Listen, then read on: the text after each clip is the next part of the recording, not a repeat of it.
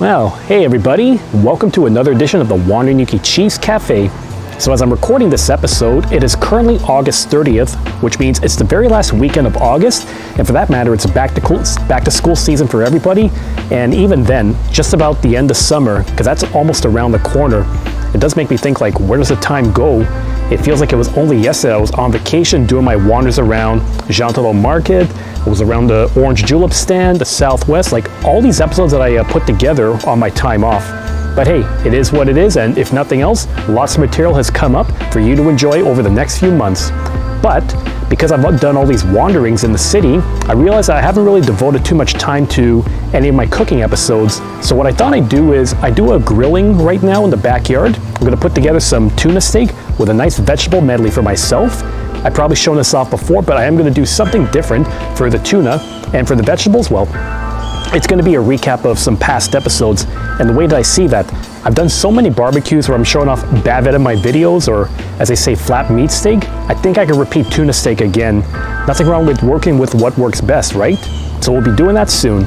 Before I get to that, here's one suggestion I can give you. Hit that subscribe button and put your notification bell on. That way, if there's a new video that's ready to view, you're gonna get a pop-up on your phone that you can click and watch it. And while you're at it, give me a thumbs up. The more likes I get, the more these videos are promoted across YouTube. So that means you're helping me out a lot more than you think. And you know, I have a funny feeling. I'm gonna take a look in back of my shrubs and see if I can find any treasure.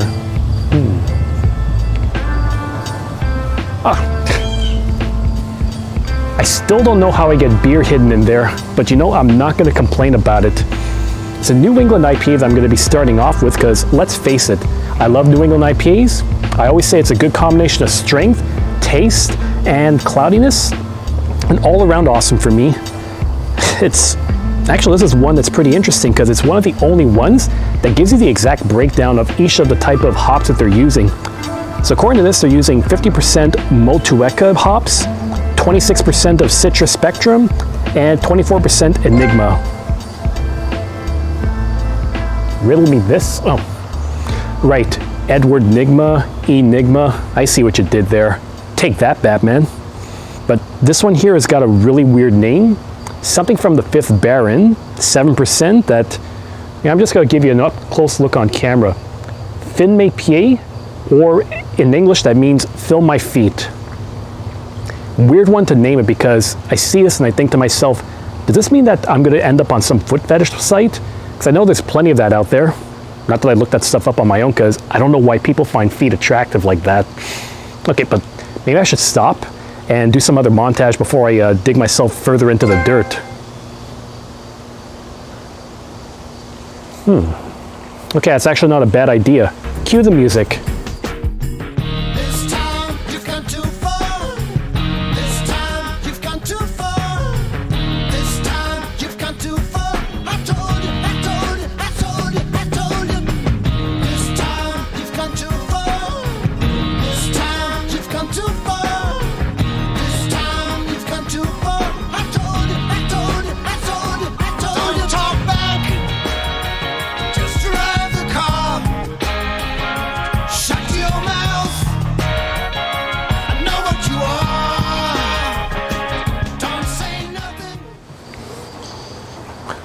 Not a bad brew, but again, it's kind of a weird thing to name a beer. Like, what makes it... Well, that's not true, because there's always Muddy in the Banana stand before, so I know a thing or two about weird named beers. But this is going to be a good fuel as I'm putting together my marinade for my tuna steak. So once again, I've already done this in the past, and it might sound familiar to you, so what I'll do is, if you want to see my first attempt at that, I'll put a card in the top right corner for you to revisit that episode from earlier in the year. But the truth is that that's not the one way you can marinate it. There's so many other variations you can do with that, and I'm going to show just another one. Now, what I got in here is about half a teaspoon of brown sugar. I didn't do the brown sugar on camera because it was starting to get a little hard, and the last thing I wanted to do was kind of struggle with it, shake it, and make an ass of myself more than usual. So I did that in advance.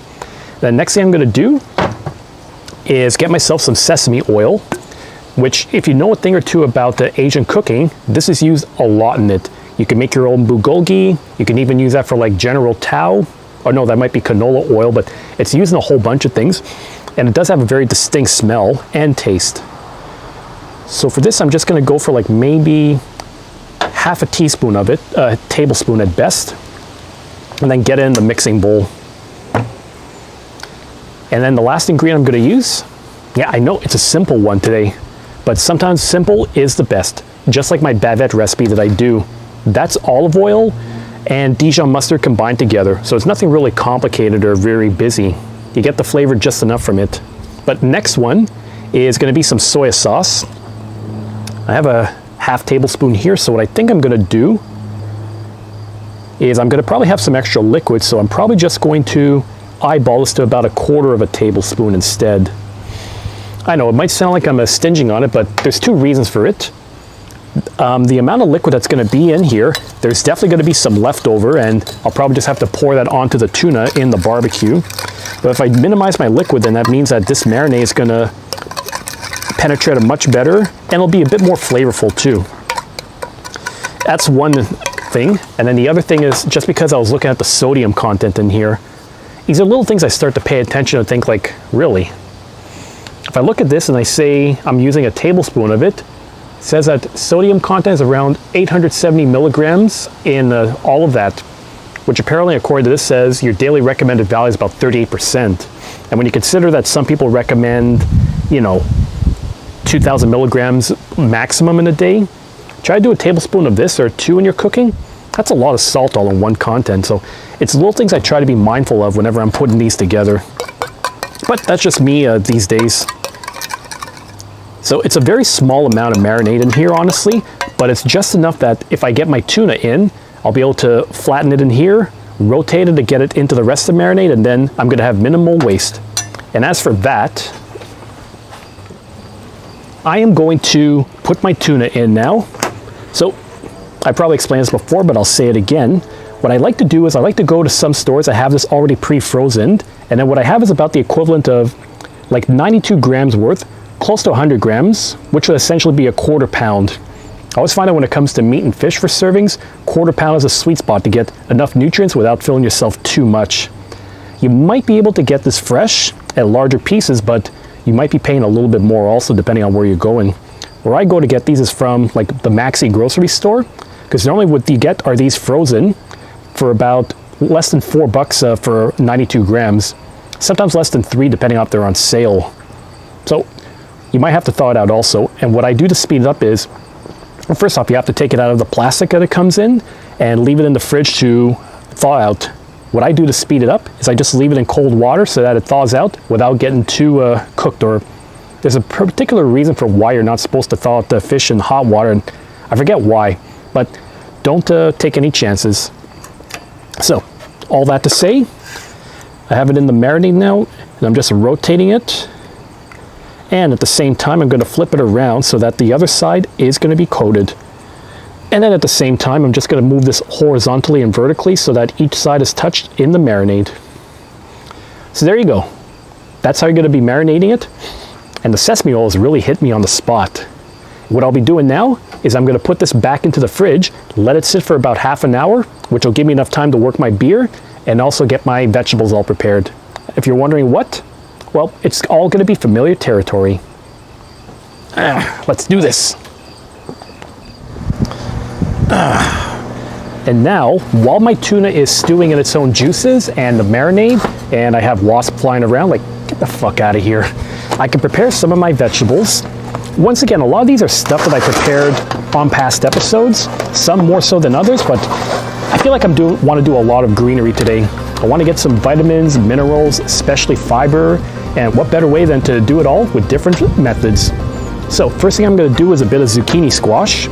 This is actually one of the first things I would grill when I was doing vegetables on my videos. So 2020, 2021, that's around the time that I was doing these, and I did a lot of this eggplant, which once again I have to credit my buddy Sam for introducing me to that and showing me just how awesome it is. Sometimes mushrooms, and yes, the occasional bit of celery because I am special that way. But I think the first time I've done zucchini was at another one of my buddies for a barbecue. That's when we were getting together a few years ago, I would say 2018, 2019. I was bringing over a bit of my Greek salad seasoning to try out with him, and what he ended up doing was seasoning it with these slices like this.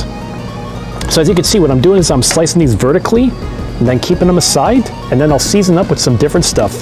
This is going to be my buddy Sam's influence again, but avocado oil is going to be used.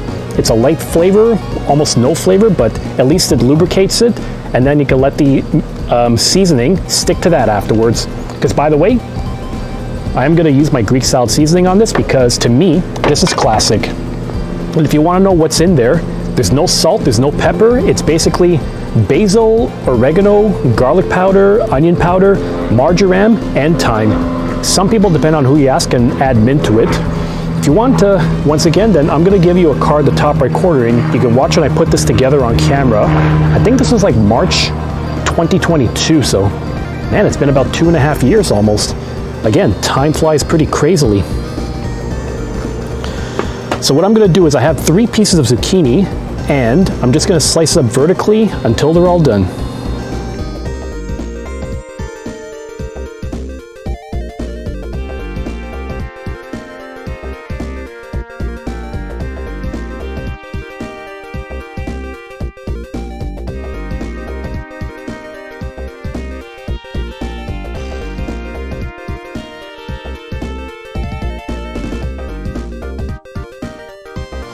So as you can see over here, I've got all my zucchini sliced up, but I decided to go thick because I've done some instances where I've had very thin slices. But the caveat to that is that depending on how thin you put it, you have to leave it on the barbecue, the grill, and it can actually become very flimsy and very delicate, so then it might fall apart. If you keep it thick, then that means it'll be a bit more sturdy, even with the oil, seasoning, and the fire all combined together. But what I'm going to do is I'm just going to keep this aside so I can keep preparing the rest of my stuff. And as for the end pieces of these zucchini, normally if I'd been doing this on camera, I would have just chucked it in my yard because I do have a garden and I could probably leave it for some squirrels or God knows what to eat that. But I have a lot of other stuff I'm going to be throwing out, so hey Rocky, let me pull the bag out of my ass. Ugh, there we go. And yeah, I'm going to just throw it in the paper bag and throw in my compost. That's the thing that's actually pretty convenient, is that unless it has plastic in it, everything is just compostable now, so it makes it a lot easier to throw out this crap. Okay, keep that on the floor here. The next thing I'm going to be cutting up is some broccoli. And what I'll be doing is I'm going to be seasoning each one of these things up a little differently. Broccoli is something another one of my buddies enjoyed, Canadian Dave in the comments section. And it's very simple for him. Like what he would do is just throw it in for a few minutes so it's still crispy, but nothing seasoned, so that just a plain fire is going to give it a flavoring. Almost like it's giving it a very woody kind of, I guess that's the best explanation I could think of. It's just like it's a very charred, like woody flavoring, but it's an awesome one. The funny thing is I never thought of doing broccoli on my barbecue, only because I didn't have the right utensils for it. I was pretty much doing anything that would have been able to be put on the grill directly. But I have a little plate that I use for vegetables, which makes it a lot easier now. And I'm going to show that off again once we get to that step. But for now, yeah, I know I probably needed that cutting board, but since I got zucchini on it, and since it's pretty straightforward, I don't have to worry too much. Okay, that's one stem off. All right, and then I have a second piece of broccoli I can put together.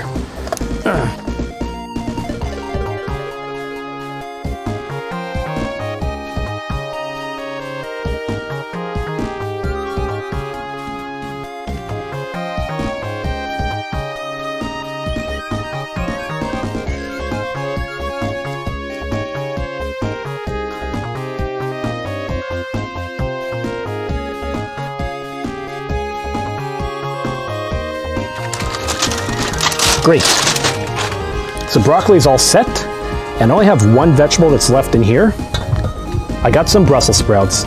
Simple, straightforward. I'm also going to be using some seasoning in here, but maybe something else instead of oil to get it flavored. But I'll get to that in 1 second, because right now, actually I think I'll be fine.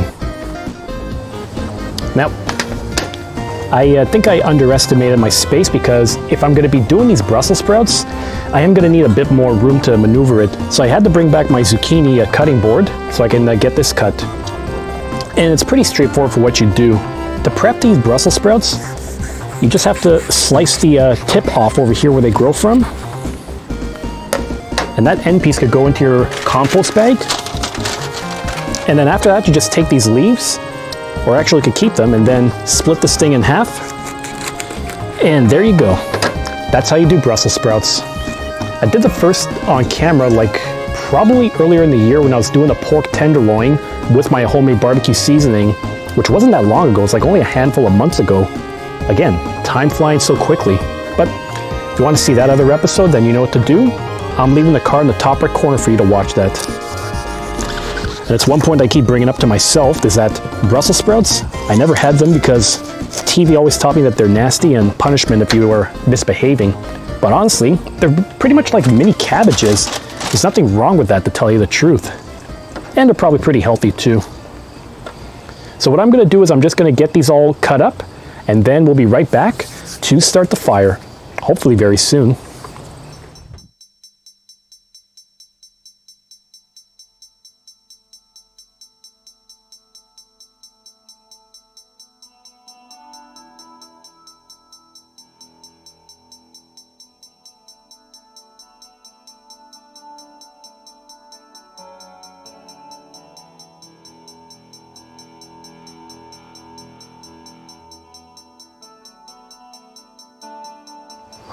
I've got the grill removed over here, and I forgot that I had left this mesh grill over here. This is actually what I use for my vegetables whenever I'm doing, let's say, Brussels sprouts, broccoli, or something else that's too big or too small for the regular grill. But I was also noticing the interior of this, which I probably brought up in an earlier episode. The interior bowl, as you can see, is really starting to look like it's running, like it's deteriorating, rusting. So it's a twofold thing. You do have a lot of fire in here, so it is going to wear and tear, but I think you also have to clean this thing, and that's where one of the issues is going to lie. I probably didn't clean it enough, but let's face it, I've also had this grill for about a good almost 7.5 years, so I feel like this is going to be one final season to use, and then I'll need to replace this thing.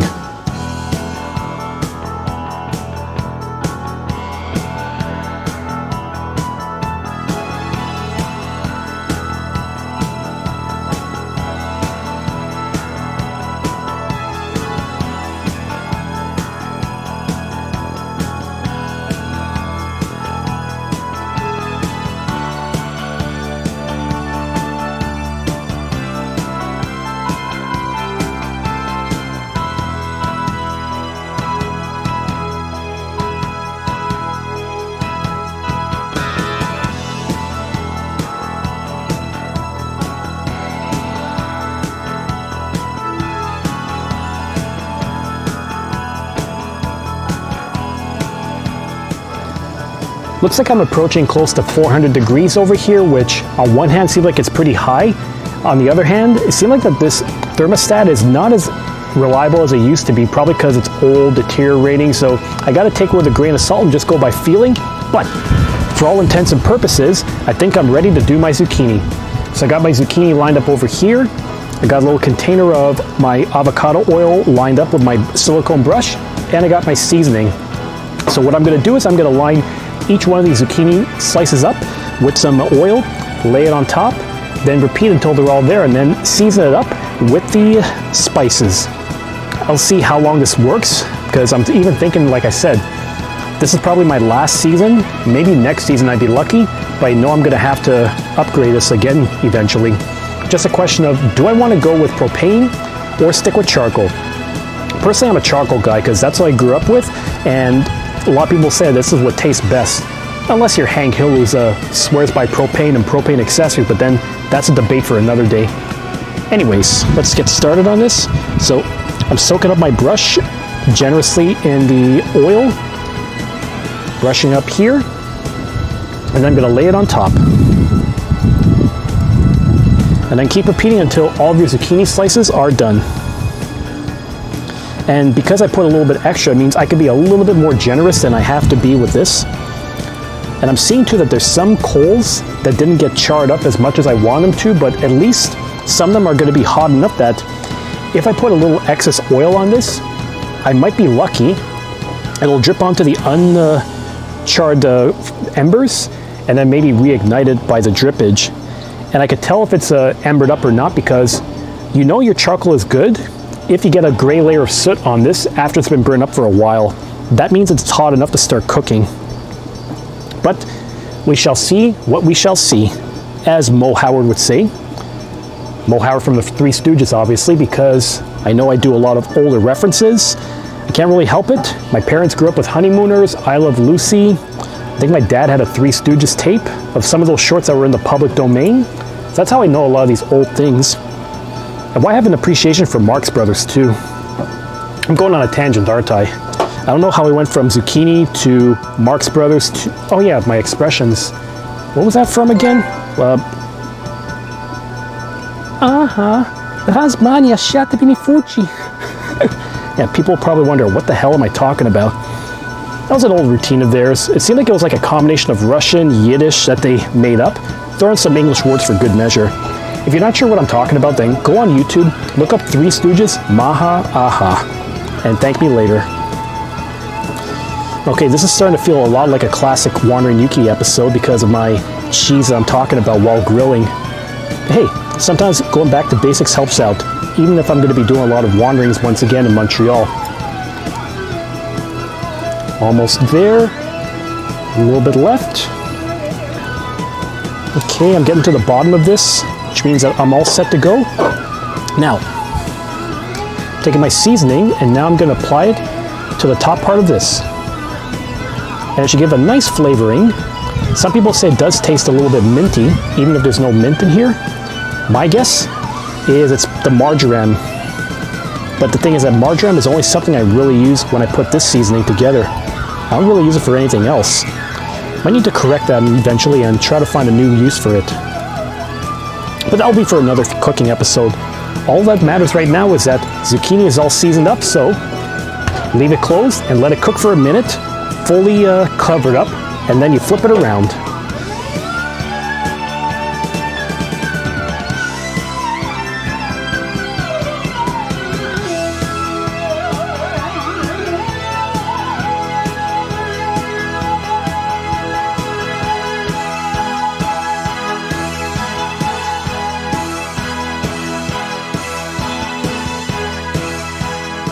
Still got a few minutes before my zucchini is ready, which means that I still got my broccoli and my Brussels sprouts to prepare.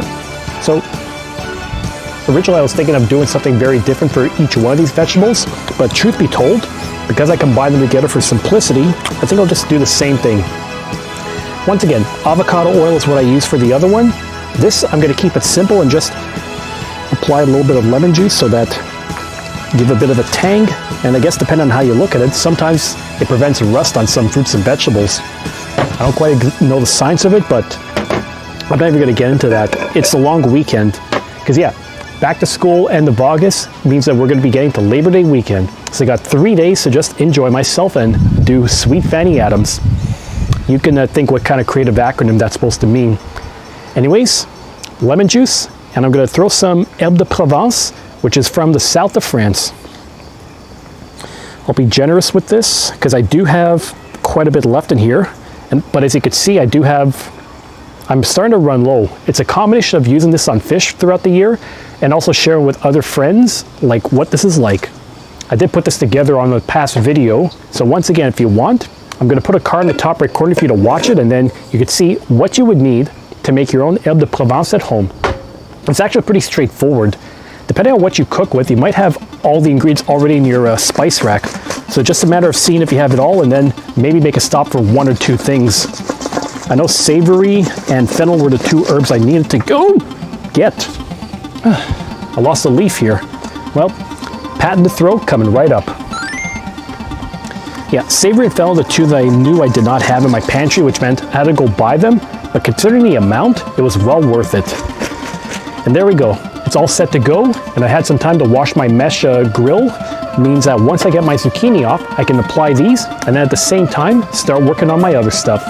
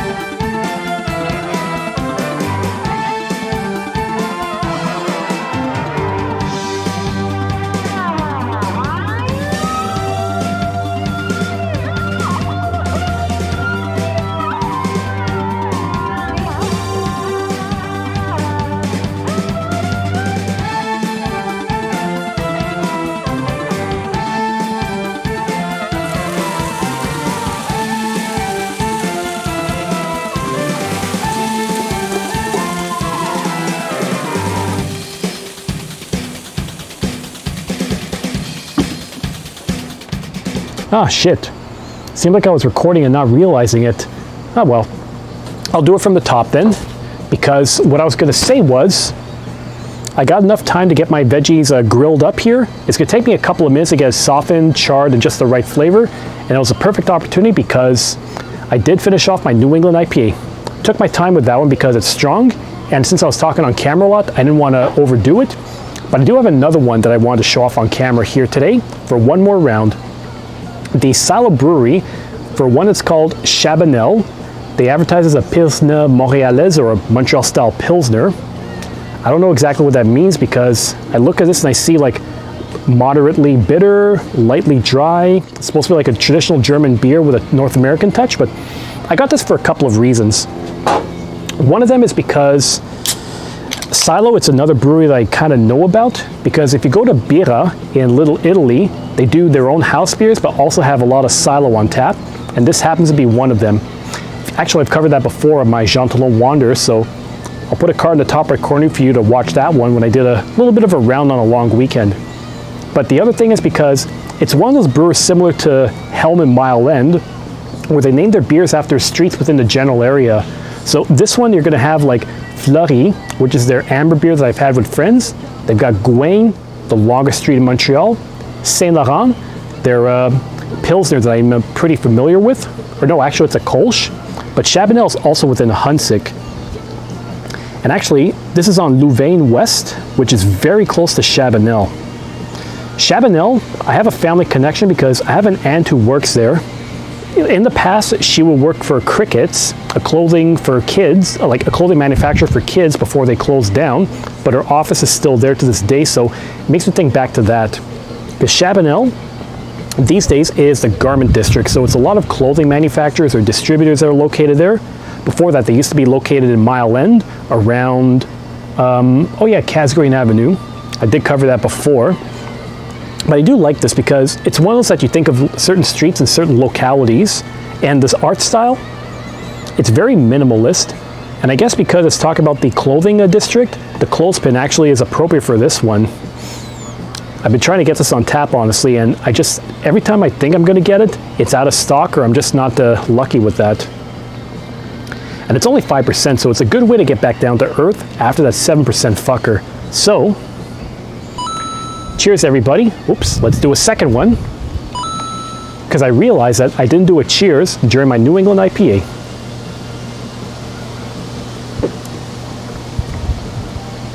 Okay, very nice. It's definitely got a dry taste, and it is slightly bitter, but I can dig this. Ah, super satisfying. And maybe I should check too, because with all the time talking, I realized I was talking without recording. I should get my vegetables all verified.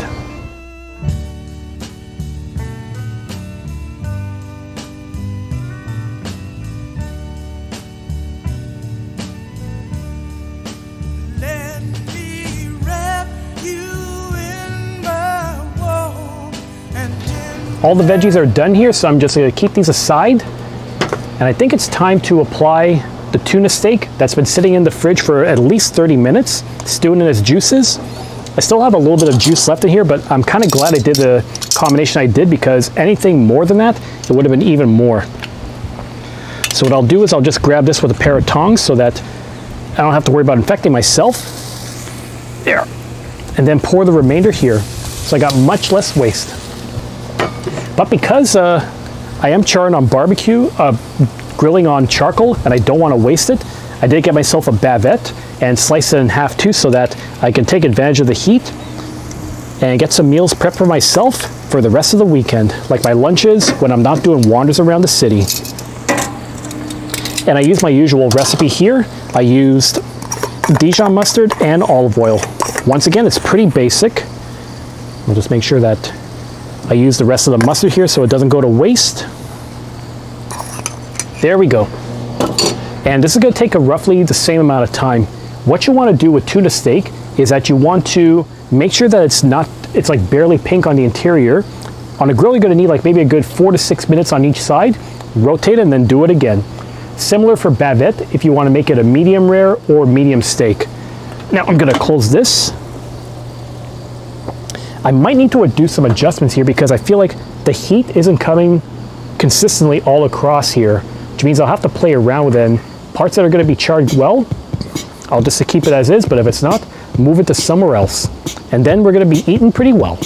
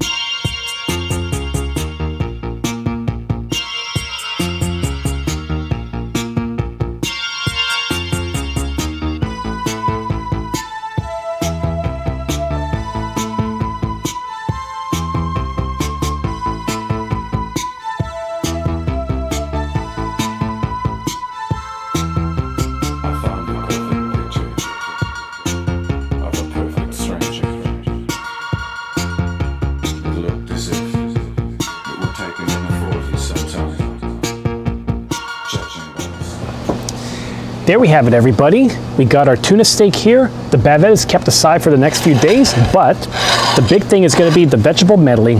Once again, to give you a recap, I've got broccoli, I've got Brussels sprouts that are drenched in some lemon juice and some herbe de Provence, and I got my zucchini and avocado oil with some of my homemade Greek salad seasoning. Now, you want to know how well done your tuna steak is? Well, I'll give you an example of how it's supposed to look like. So if you slice it up here, there we go. It might not be easy to see on camera, but, well, I'll try to show it as best as I can. When you do it well, you should only have a very faint layer of pink on the interior to show that it's cooked well. If it's still pink like it's raw, you gotta leave it in a little bit longer. All this to say, probably best to do a taste test.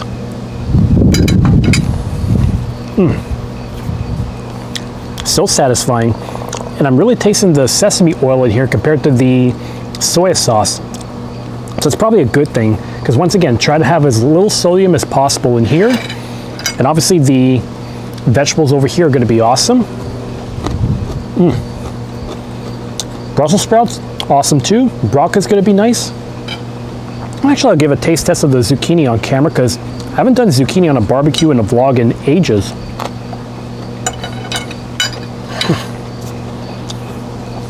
And I think I cooked it just the right amount of time. So overall, I haven't done too many barbecue episodes this past year, but the ones I have done, they've been awesome, very satisfying, and it's a great way to wrap things up before we get into the long weekend. So everybody, thanks for watching this latest edition of the Wonderyuki Cheese Cafe. If you like what you see, I think you know what to do. Hit that subscribe button below. Give me a thumbs up if you enjoy my wanders, my cooking at home, my stories, and everything that comes with my videos. And if you have any ideas for future episodes, leave in the comments. I'll see what I could do. Till then, take care and see you next time.